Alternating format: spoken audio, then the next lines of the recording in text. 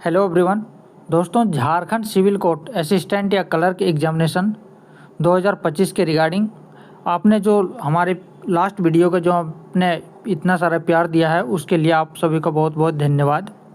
और बहुत सारे दोस्तों का कमेंट भी आया है, कुछ जेन्युइन कमेंट, ऐसे कमेंट हैं जिसका क्वेरी जो है इस वीडियो के माध्यम से उनका जो भी डाउट है वो क्लियर हो जाएगा।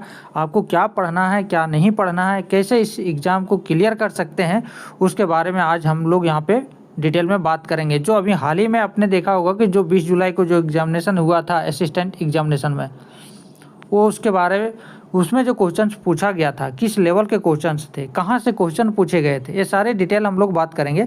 तो सबसे पहले कुछ बहुत सारे दोस्तों का ये कमेंट है कि जो टाइपिंग टेस्ट है और इंटरव्यू है, रिटन एग्जामिनेशन, क्या सभी जो है एक ही दिन में होगा? जी नहीं, बिल्कुल भी नहीं।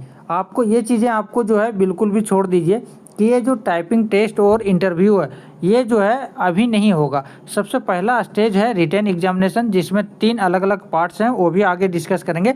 तो ये जो टाइपिंग टेस्ट है, इंटरव्यू है, ये और रिटन एग्जामिनेशन, ये तीनों एक दिन में नहीं होगा। एक दिन में सिर्फ आपका जो है अभी जो 21 सितंबर को जो एग्जामिनेशन होने वाला है, इसमें सिर्फ आपका रिटन एग्जामिनेशन होगा। इंटरव्यू ना तो इंटरव्यू होगा और ना ही इसमें टाइपिंग होगा, सिर्फ रिटन एग्जामिनेशन होगा। जो लोग रिटन एग्जामिनेशन क्वालिफाई करेंगे, मिनिमम 40% जो लाएंगे, जो कटअप जाएगी रिटन एग्जामिनेशन का, जिसका उसके बाद जो है उसको टाइपिंग टेस्ट और इंटरव्यू के लिए बुलाया जाएगा।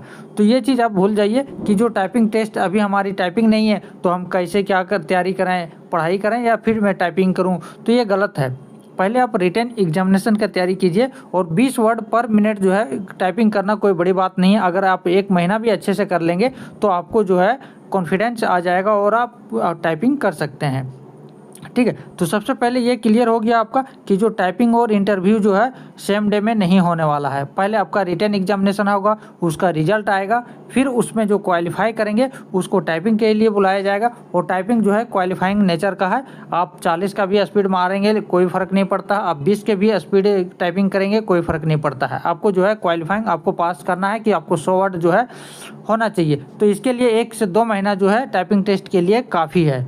ठीक है, और इंटरव्यू आपका लास्ट स्टेज है। तो अब यहाँ आगे बात करते हैं कि जो रिटन एग्जामिनेशन है, सबसे पहले आपका ये टारगेट होनी चाहिए कि हम रिटन एग्जामिनेशन कैसे क्वालिफाई करें।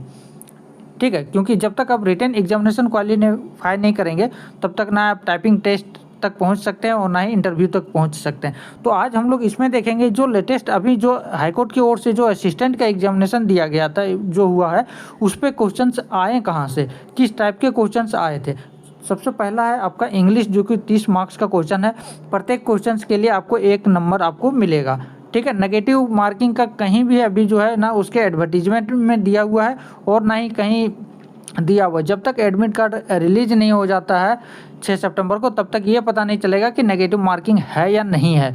ठीक है, तो सबसे पहले जो है यहाँ पे 30 मार्क्स में से जो है 10 मार्क्स सिर्फ आपका जो है इंग्लिश में ऐसे राइटिंग आपको करना है, जो कि 5 टॉपिक आपको दिए जाएंगे। 5 टॉपिक में एक आपको ऐसे राइटिंग करना है जो कि 10 नंबर का रहेगा।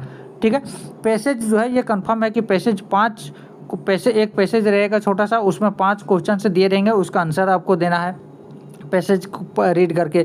दूसरा जो है पारा जंबल, इसमें क्या है कि जो पैसेज की तरह ही होता है लेकिन बीच बीच में जो है फिल इन द ब्लैंक्स रहता है, उसको पारा जंबल बोलते हैं।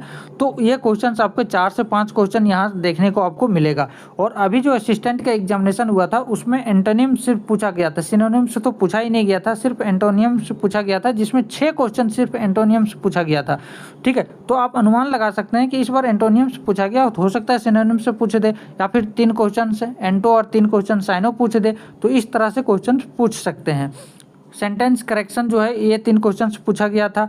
वॉइस, जो एक्टिव पैसिव वॉइस होता है, उसमें से 1 क्वेश्चन पूछा गया था। ये जो क्वेश्चन है ये असिस्टेंट के एग्जामिनेशन में जो है अभी पूछा गया था, जो कि जुलाई में हुआ था। ठीक है, बाकी इसमें नरेशन भी 1 क्वेश्चन आ सकता है, वन वर्ड भी आ सकता है, स्पेलिंग जो है करेक्ट स्पेलिंग जो है ये भी आपसे पूछा जा सकता है। तो इंग्लिश का ये टॉपिक अगर आप कर लेते हैं तो इस पे जो है 30 में आप 20 क्वेश्चन, ये आपका जो है यहाँ से यहाँ 20 क्वेश्चन है और 10 क्वेश्चन जो है आपका 10 मार्क्स जो है आपका ऐसे राइटिंग का है।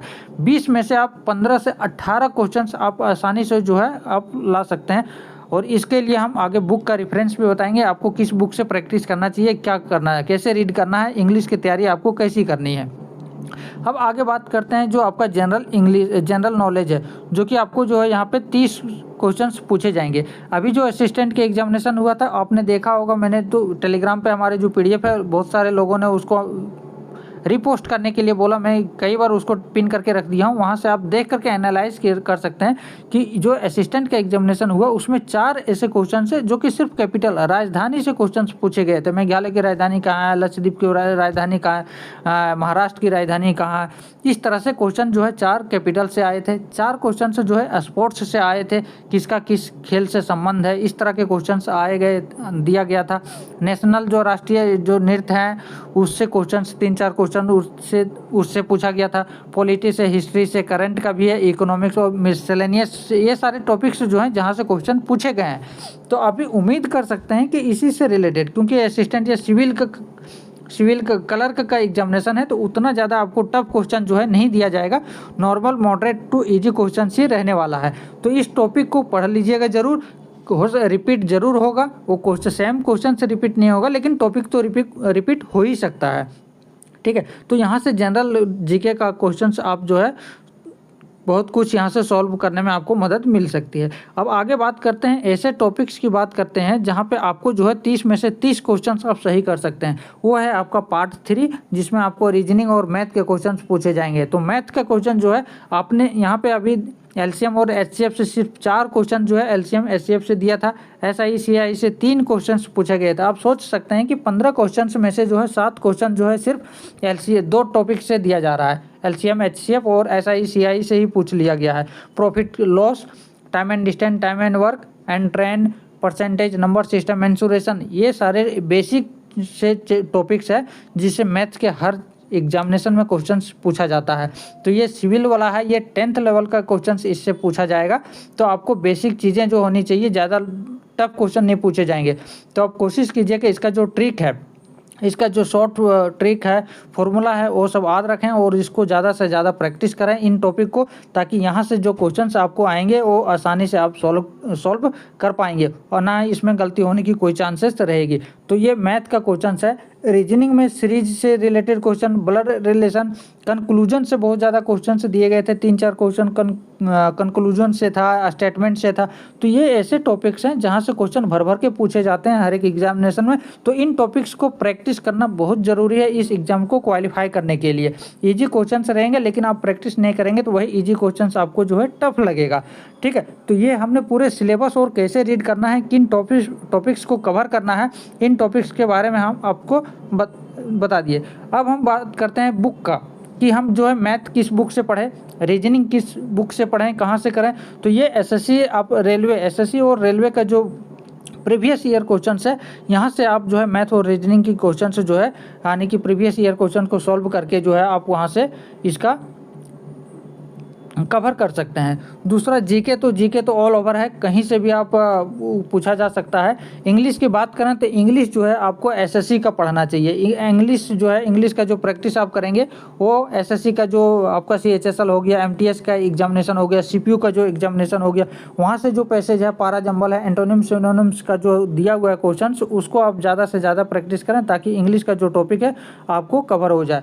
बाकी पहले आप टारगेट ये बनाइए कि रिटन एग्जामिनेशन का जो हमारे 90 क्वेश्चन है, 90 नहीं 80 क्वेश्चन हैं। ठीक है, 80 क्वेश्चन जो हैं जो कि आपको एमसीक्यू जो है पूछा जाएगा, 10 आपका ऐसे राइटिंग है। तो 80 क्वेश्चन में आप टारगेट बनाइए कि हम कौन से टॉपिक्स को कवर ज़्यादा करें, ताकि हमारे ये 80 क्वेश्चन हमारे मुट्ठी में आ जाए और हम ज़्यादा से ज़्यादा नंबर यहाँ से हम कर पाएँ। इसके अलावा अगर कोई डाउट है तो आप कमेंट कर सकते हैं।